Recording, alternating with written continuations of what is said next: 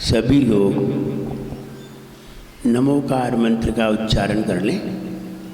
हाथ जोड़ करके आँखों को बंद करके उच्च ध्वनि में ओम नमो अरिहंताणं। ओम नमो अरिहंताणं। ओम नमो सिद्धाणं। ओम नमो सिद्धाणं। ओम नमो आयर्याणं। ओम नमो आयर्याणं। ओम नमो वच्छयाणं। ओम नमो वच्छयाणं। ओम नमो लोए सव्वसाहुनं। ओम नमो लोए सव्वसाहुणं। डोले गजारा श्री पार्श्वनाथ भगवान की जय।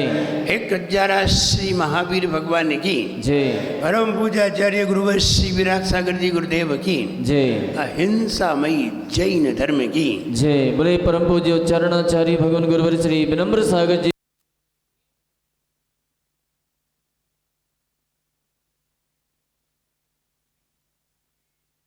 परवाएगा प्रभु के दर पर आएगा जब तू प्रभु गुण गाएगा।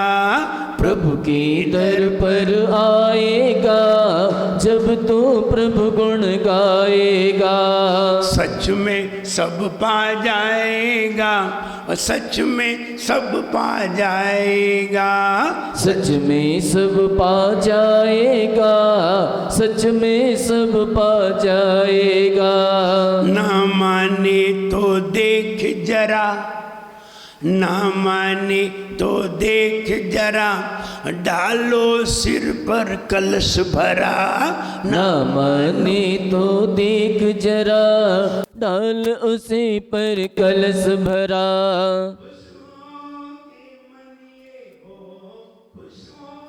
की मन ये खुद नित्य दिखाए रे। जीवन है पानी की बूंद कब मिट जाए रे। हो जीवन है पानी की बूंद कब मिट जाए रे। होनी अनहोनी हो, होनी अनहोनी कब क्या घट जाए रे। जीवन है पानी की बूंद कब मिट जाए रे। हो जीवन है पानी की बूंद कब मिट जाए रे। प्रभु के दर पर आएगा जब तू प्रभु गुण गाएगा। प्रभु के दर पर आएगा जब तू प्रभु गुण गाएगा। सच में सब पा जाएगा, सच में सब पा जाएगा। सच में सब पा जाएगा। सच में सब पा जाएगा। हम जब भी भगवान के चरणों में जाते हैं, भगवान के पास जाते हैं, जब भी उनके गुण गाते हैं, तब ये पाते हैं कि मन प्रसन्न वहीं होता है और कहीं प्रसन्न नहीं होता। आपको कितनी भी वस्तु मिल जाए लेकिन मन की प्रसन्नता नहीं होती। मन की प्रसन्नता तो तब होती है जब हम भगवान के गुणों को गाते हैं। जब कोई अच्छा काम करते हैं तब मन प्रसन्न होता है सही में। और मन प्रसन्न है ये बात कैसे पता चले? जब आप अपने मन की बात दूसरे व्यक्ति को शेयर करते हैं तब समझ में आता है कि मन प्रसन्न हुआ है। और जब अपने मन की बात किसी को नहीं बताते हैं तो ये मन प्रसन्न नहीं हुआ है। आपको 1 लाख रुपए पड़े मिल जाए, आप किसी दूसरे को नहीं बताएंगे। दूसरे को बताएंगे ही नहीं। कोई चीज आपको पड़ी मिल जाए आप दूसरे को नहीं बताएंगे। आपने धोखेधड़ी से किसी की जमीन हड़प ली तो आप किसी को नहीं बताएंगे और आप समझ रहे हैं मेरा मन प्रसन्न है। ये मन प्रसन्न नहीं है। हम धोखे में है कि हमारा मन प्रसन्न है। धन आदि से, वस्तु आदि से हमारा मन प्रसन्न होता है, ये हम धोखे में हैं। अच्छी वस्तु मिल जाने पर हमारा मन प्रसन्न होता है, इसमें भी हम धोखे में हैं। जब हम ईश्वर के गुणगान गाते हैं, जब हम गुरुओं की सेवा में आते हैं, तब रियल में मन प्रसन्न होता है, वरना मन प्रसन्न नहीं होता। अच्छा भोजन करने से कौन प्रसन्न होता है? शरीर प्रसन्न हुआ है कि मन? कौन प्रसन्न हुआ है? अच्छे एसी में बैठ गए, मन प्रसन्न हुआ कि शरीर? शरीर प्रसन्न हुआ है। और हम सोच रहे हमारा मन प्रसन्न हुआ है। नहीं नहीं, मन प्रसन्न हो ही नहीं सकता है। मन प्रसन्न तभी होगा जब किन्हीं गुरुदेव की बिना आकांक्षा से सेवा की जाएगी। जब भगवान की सेवा की जाएगी, भगवान के ऊपर कलश डाला जाएगा, भगवान की पूजन की जाएगी, भगवान का गुणगान किया जाएगा, तब मन प्रसन्न होता है। तन प्रसन्न होता है और मन प्रसन्न होता है। शरीर प्रसन्न कब होता है?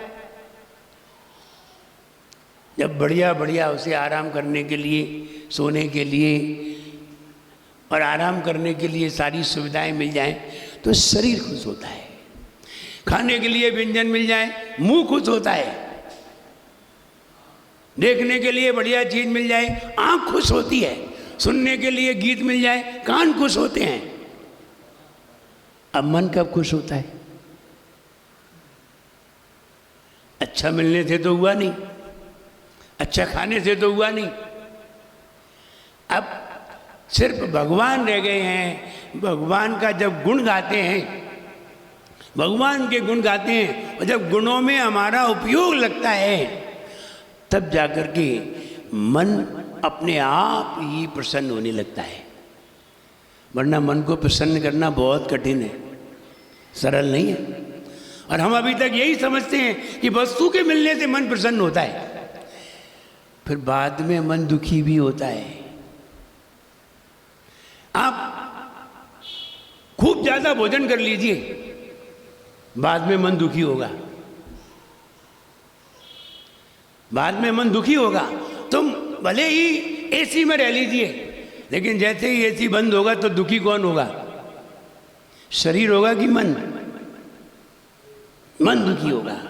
भगवान का गुण गाइए, बाद में कभी भी दुख नहीं होगा। ऐसा भी नहीं होगा हमने बेकार में गुण गाया, यह भी नहीं होगा। गुण गाते समय हमें आनंद नहीं आया, यह भी नहीं होगा। और हमारा समय बेकार हो गया, ऐसा भी नहीं होगा। मन उसको याद कर करके खुश होगा। तुमने 2-4 बार भगवान के ऊपर कलश किए हो, आज भी उसके गुणगान गाते हो। हमने उस दिन कलश किया था, हम गोमटेश बाहुबली गए थे, हम अभिषेक करके आए थे। हाँ, वो वाले तो गीत गा रहे हो, वो वाले गीत अभी तक गा रहे हो, इसका मतलब है वो मन खुश हुआ था। अच्छे अच्छे व्यंजन खाए, रोज गाते हो, किसी को बताते हो कि हमने आज रसगुल्ले खाए थे, देखो बता के? नहीं बता सकते, क्योंकि वहाँ मन की प्रसन्नता है ही नहीं। और जहाँ मन खुश होता है, हम उसको दूसरे को शेयर करते हैं, बताते हैं। आज हमने महाराज को हार दिए थे, गाओगे? आज हम महाराज के पास गए थे, गाओगे?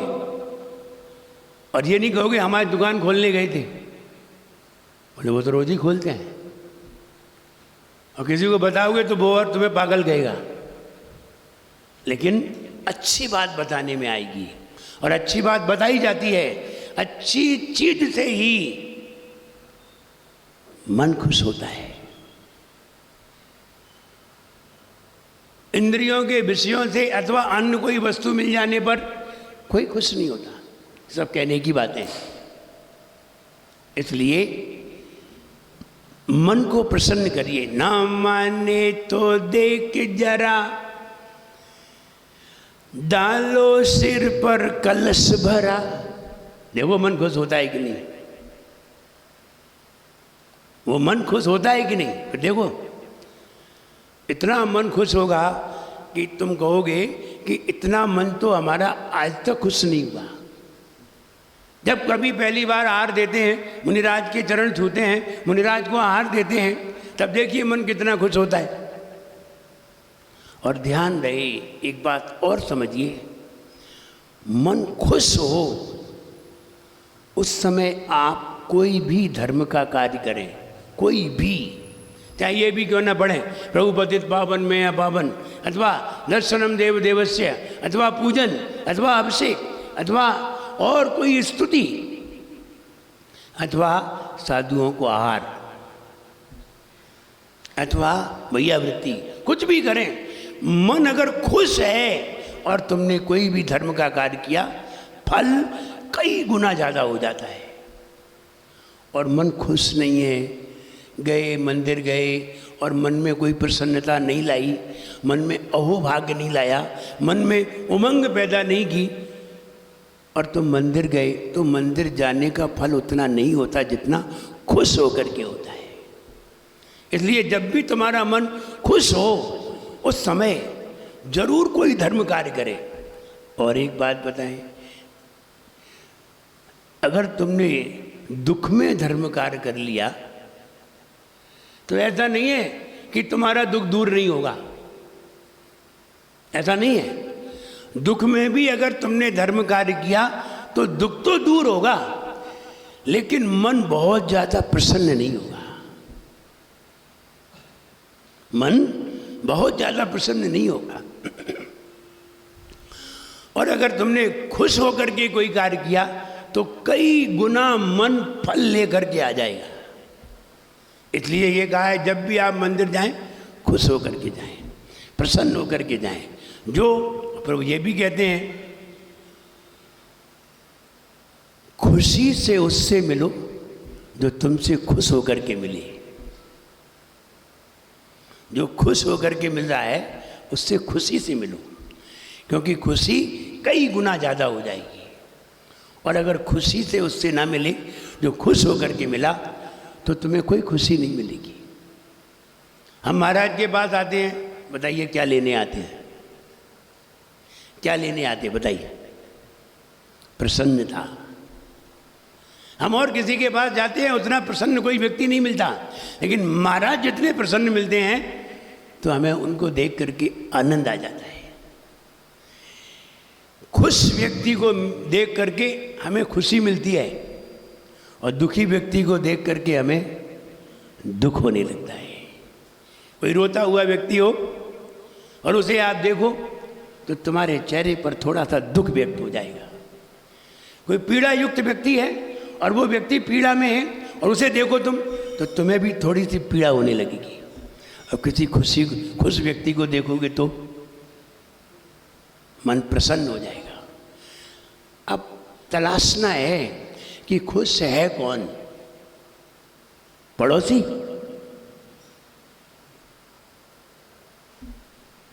पड़ोसी तो खुश नहीं है। मोहल्ले में कोई खुश देखे, कोई खुश नजर नहीं आता।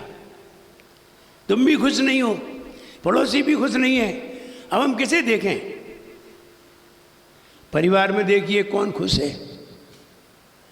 तो कोई छोटा सा बच्चा हो 1-2 साल का, वो जरा खुश नजर आता है, आप बच्चे के साथ खेलने लगते हो, क्योंकि उसकी खुशी तुम्हें खुश करती है। तुम्हारी खुशी से वो खुश नहीं है, तुम उसकी खुशी से खुश हो।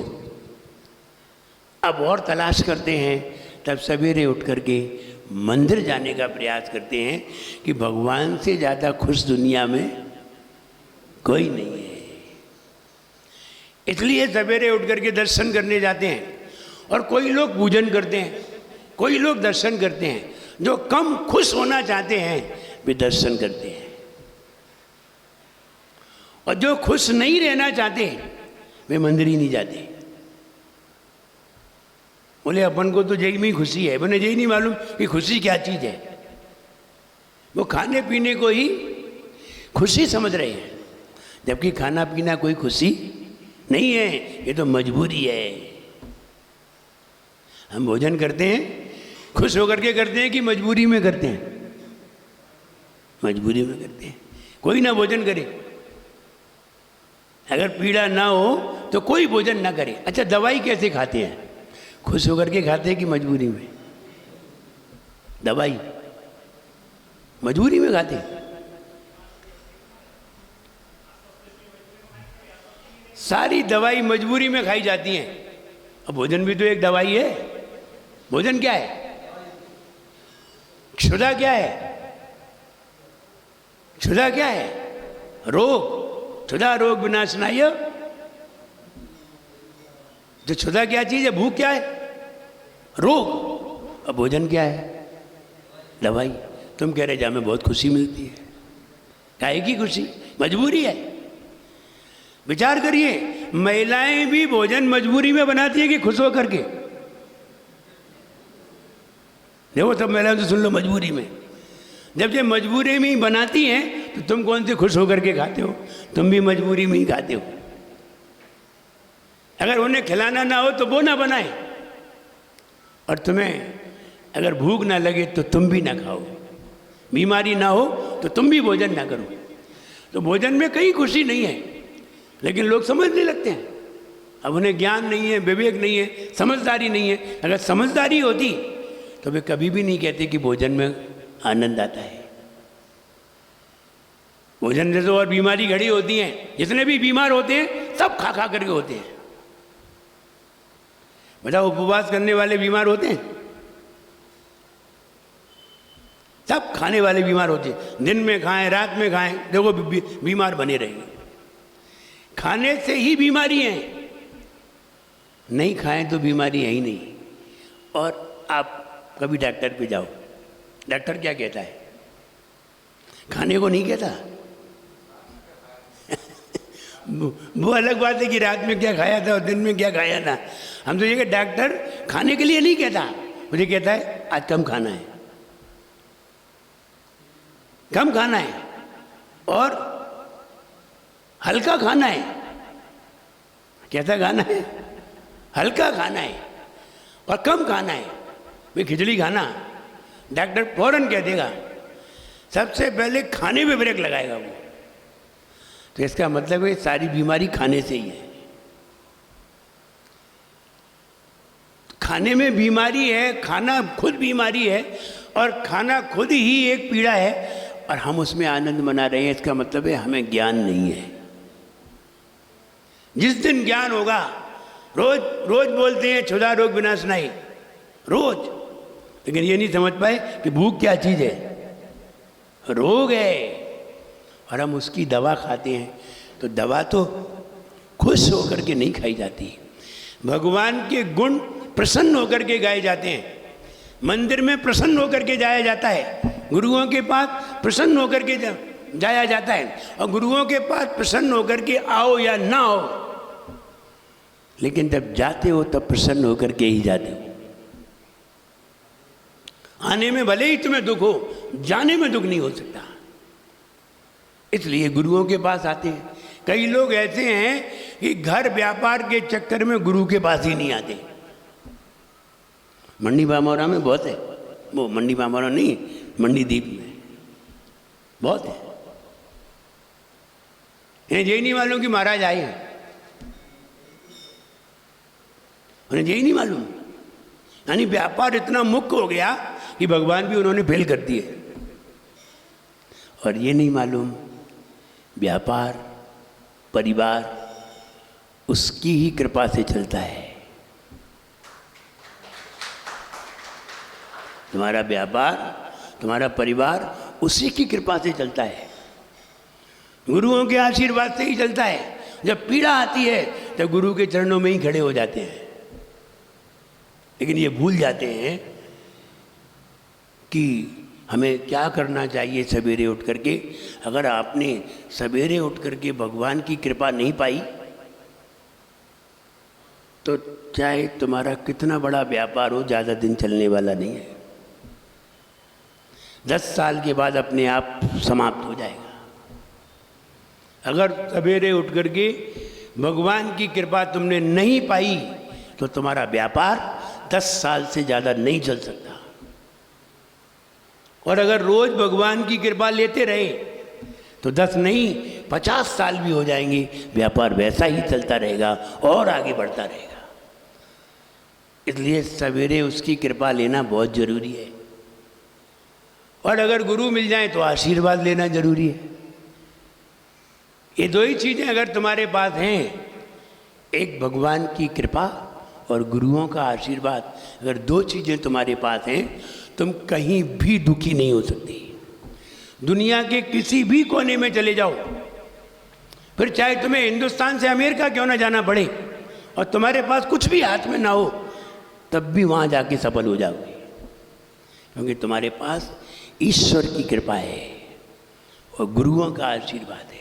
और ये नहीं है तुम कितने भी बड़े अमीर सही 10 साल में अपने आप ही सड़क पे आ जाओ। इसलिए हमें तो निरंतर उन्नति करना है। प्रसन्न होकर के मंदिर जाइए, प्रसन्न होकर के, खुश होकर के, जो तुमसे खुशी से मिले खुश होकर के मिलिए। निश्चित आपकी खुशी और बढ़ेगी और आप निरंतर प्रगति करते हुए आगे बढ़ेंगे। अभी हम ऊपर बैठे थे, भिंड से कोई व्यक्ति आए, अभी आधा घंटा हुआ होगा, भिंड से कोई व्यक्ति आए, बोले महाराज जब से आपने हमसे अभिषेक करने को कहा था और जब से हमने अभिषेक किया है तब से हमारी प्रगति निरंतर हो रही है। जब से हमने अभिषेक किया है, और आपने 2018 में हमसे कहा था, चातुर्मास हुआ था तो हमने 2018 में हमसे कहा था और तब से हम कर रहे हैं अभिषेक। महाराज हमने कभी पीछे मुड़ कर के नहीं देखा। देखा भगवान की कृपा। अभी हमसे कह के गए। कहने का मतलब ये है, हम सभी और कुछ करें या ना करें, सबसे पहले ईश्वर की कृपा पाने के लिए भगवान का अभिषेक जरूर करें। और अगर तुमने अभिषेक कर लिया है, फिर देखिए आपके दिन अपने आप बदलने लगेंगे। नहीं, मेरे दिन तो पहले से ही बदले हैं, और ज़्यादा बढ़िया हो जाएंगे, और बढ़िया हो जाएंगे, और ऊंचे हो जाएंगे। और हम ये तो चाहते ही हैं कि हमारे दिन हमेशा अच्छे बने रहें। और अगर ऐसा चाहते हैं तो निश्चित मानिए आप प्रसन्न होकर के, नियम लेकर के आप भगवान का अभिषेक करके तो देखो। अगर दिन ना बदल जाए तो हमसे कहना, नहीं बदले तो हमसे कहना। 1 साल के अंदर दिन ना बदल जाए तो कहना। और अगर आप नहीं करते हैं तो हमने बताया, आचार्य सोमदेव स्वामी ने लिखा है, जो व्यक्ति भगवान की कृपा और गुरु का आशीर्वाद पाकर नहीं पाकर व्यापार करता रहता है, उसका व्यापार 10 से 15 साल तक चलता है, इसके बाद बिल्कुल समाप्त हो जाता है। और आपने ऐसे कई लोग देखे भी होंगे जो पहले बहुत अर्श पर थे और अब कहाँ हैं? फर्श पर है। और वो भी देखे होंगे जो फर्श पर थे और भगवान की पूजा से अर्श पर है। सबने देखे होंगे, हमने भी देखे। तो हम यही कहना चाहते हैं कि भगवान का अभिषेक पूजन रोज करिए, और रोज करेंगे तो निश्चित मानिए हमने उनकी कृपा पाली है। अगर कोई बीच में परेशानी आ भी जाएगी तो ज़्यादा दिन तक नहीं टिक पाएगी, ज़्यादा दिन टिकने वाली नहीं है। अगर आपने रोज अभिषेक पूजन किया है तो, और अगर आपने नहीं किया है तो फिर एक बार परेशानी आ गई तो फिर वो जाने वाली भी नहीं है, लेकर के ही जाएगी, तुम्हें ही लेकर जा सकती है। इसलिए हम रोज भगवान का अभिषेक पूजन करें, और अगर गुरुओं का सानिध्य मिले तो उनकी कृपा तो बहुत जल्दी फलती है। गुरुओं से बहुत जल्दी आशीर्वाद प्राप्त होता है, और गुरुओं के पास जाने से बहुत जल्दी विचार बदलते हैं।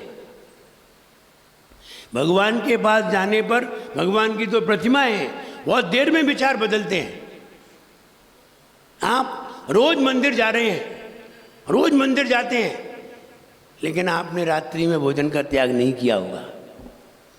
और आप गुरुओं के पास जाइए, आपका रात्रि में भोजन के त्याग के भाव बन जाएंगे। गुरुओं के पास जाइए, आलू प्याज त्याग करने के भाव बन जाते हैं, और मंदिर जाते हैं तो नहीं बनते। इसलिए अगर गुरुओं का समागम मिले तो फिर आनंद ही आनंद है। हमारे बीच में शंकराचार्य नगर, कॉलोनी की नगर है, अच्छा नगर नाम है, शंकराचार्य नगर से इनकी भावना है कि महाराज हमारी कॉलोनी में भी महाराजों का सानिध्य मिलना चाहिए। देखिए भावना, देखिए हम थोड़ी सी भावना करते हैं, और भावना करने पर अगर हमें ऐसा समागम मिल जाता है तो कितने दिनों तक हमें उसका पुण्य प्राप्त होता है, कितने दिनों तक। और हम बैठे रहे अपनी दुकान पर, अपने मकान में, क्या मिलेगा तुम्हें? कौन सी तुम्हारी किस्मत बनेगी? दुकान पे कौन सी किस्मत बनती है? विचार करिए, दुकान खोलने से किस्मत बनती नहीं है। जो किस्मत में होता है वो मिल पाता है। किस्मत तो गुरुओं के पास आने से शीघ्रता से बनती है। एक बार मंदिर जाने से किस्मत देर में बने, लेकिन गुरुओं के पास आने से बहुत जल्दी किस्मत बनती है। इसलिए उनकी सेवा में लगिए, उनको पाने का प्रयास करिए। हमारे नगर में अगर गुरु होते हैं, मुनिराज होते हैं, हम बार बार उनके पास जाते हैं। सुबह जाते हैं, दोपहर में जाते हैं, शाम को जाते हैं, तत्व चर्चा सुनते हैं, ज्ञान की बातें सुनते हैं, भैया वृत्ति करते हैं, आहार देते हैं।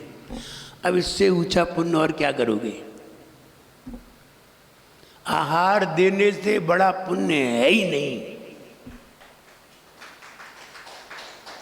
तुम 100 दिन पूजन करो, एक दिन आहार दे के देखो, एक दिन की विशुद्धि 100 दिन से ज्यादा होगी। 100 दिन पूजा करो, अभिषेक करो, और एक दिन आहार दे के देखो, 100 दिन से ज्यादा विशुद्धि 1 घंटे में हो जाएगी। 100 दिन से ज्यादा विशुद्धि 1 घंटे में हो जाएगी। मंदिर में तो अकड़ भी आ जाए, आहार देने में अकड़ नहीं रहती। मंदिर में तो अकड़ आती है, ये मंदिर हमने बनवाया है, अकड़ आती है। लेकिन आहार देने में तो विनम्रता आती है, लघुता आ जाती है। अच्छा, आप लोग मंदिर जाते कि नहीं? जाते कि नहीं? रोज जाते? मान जाके बोलते हैं मन शुद्धि वचन शुद्धि काय शुद्धि। देखा, 100 बार गए, एक बार शुद्धि नहीं बोली, और महाराज के बाद खड़े हो जाते हैं तो तीनों की शुद्धि हो जाती है। महाकाय की शुद्धि। और जब मन शुद्ध नहीं हुआ है तो कैसे उसका फल ज़्यादा हो सकता है? वहाँ यहाँ मन भी शुद्ध है, वचन भी शुद्ध है, काय भी शुद्ध है, सब कुछ शुद्ध करके फिर जा कर के हम एक अंजलि जल भी दे देते हैं ना, तो कई गुना ज़्यादा फल हो जाता है। इसलिए गुरुओं का सानिध्य मिले तो अवश्य हमें उनकी सेवा का लाभ लेना चाहिए। और जो सेवा का लाभ लेते हैं उन्हें बहुत लाभ भी होता है। और लाभ ही नहीं होता, जो सेवा करते हैं लाभ तो बात की बात है, भला पहले हो जाता है। लाभ का जरा उल्टा करिए, भला पहले हो जाता है। सारे लोग तुम्हें भले आदमी समझने लगते हैं, तुम चाहे कितने भी बुरे सही। लेकिन अगर साधु के साथ आप खड़े हो गए हैं तो फिर कोई नहीं कह सकता कि ये भला आदमी नहीं है, क्योंकि साधु के पास खड़ा है। इसलिए साधुओं की सेवा में और भगवान की आराधना में, दो में आप मन लगाइए, आपका जीवन सफल होगा, आनंदित होगा, मन प्रसन्न रहेगा। मेरा सबके लिए खूब आशीर्वाद है। सब लोग खुश रहें, प्रसन्न रहें। जय बोलिए परम पूज्याचार्य गुरुवर श्री विराट सागर जी गुरुदेव की।